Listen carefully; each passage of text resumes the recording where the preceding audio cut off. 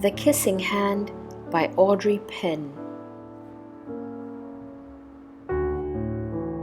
Chester Raccoon stood at the edge of the forest and cried.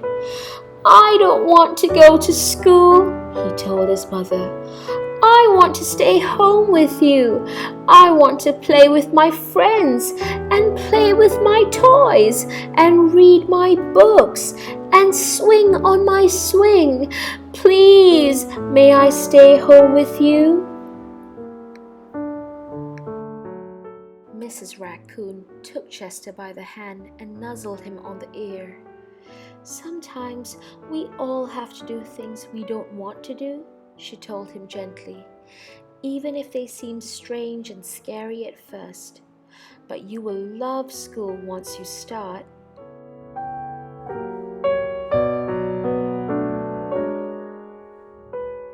You'll make new friends and play with new toys, read new books, and swing on new swings. Besides, she added, "I know a wonderful secret that will make your nights at school seem as warm and cozy as your days at home."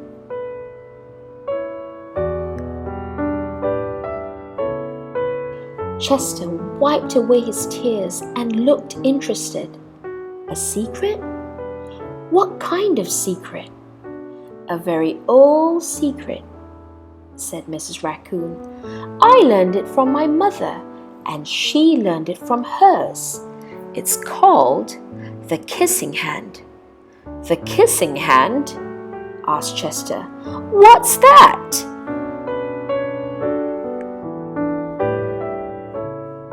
"I'll show you." Mrs. Raccoon took Chester's left hand and spread open his tiny fingers into a fan. Leaning forward, she kissed Chester right in the middle of his palm. Chester felt his mother's kiss rush from his hand, up his arm, and into his heart. Even his silky black mask tingled with a special warmth. Mrs. Raccoon smiled. "Now," she told Chester, "whenever you feel lonely and need a little loving from home, just press your hand to your cheek and think, 'Mommy loves you, Mommy loves you.' And that very kiss will jump to your face and fill you with toasty warm thoughts." She took Chester's hand and carefully wrapped his fingers around the kiss. "Now, do be careful not to lose it," she teased him. "But don't worry. When you open your hand and wash your food, I promise the kiss will stick." Chester loved his kissing hand. Now he knew his mother's love would go with him wherever he went, even to school.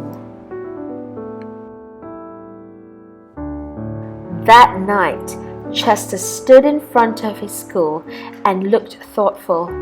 Suddenly, he turned to his mother and grinned. "Give me your hand," he told her.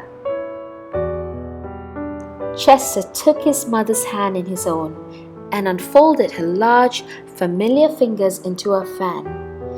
Next, he leaned forward and kissed the center of her hand.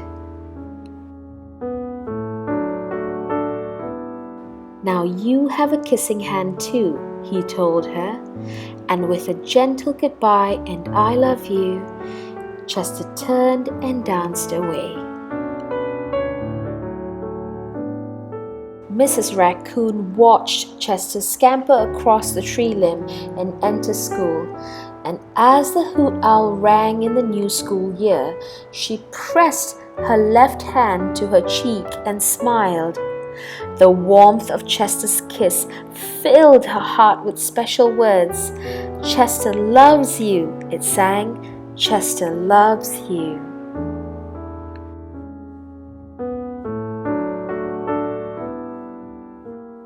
I love you.